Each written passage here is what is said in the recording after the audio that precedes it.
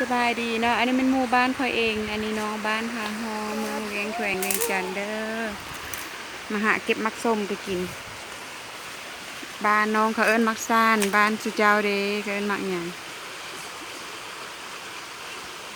ลูกสาวยืนถ่ายอยู่ฝั่งน้ำ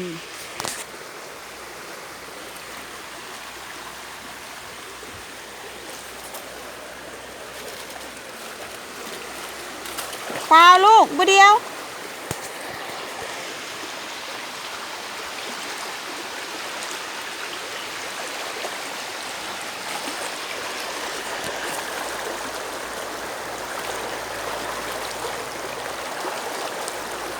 โอ้เป็นหน่วยหลายๆลองดู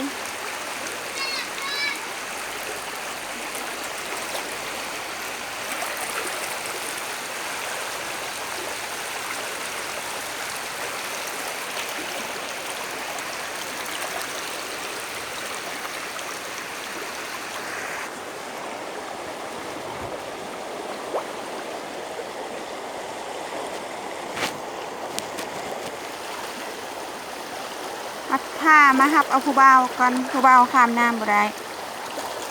ผู้บ่าวน้อย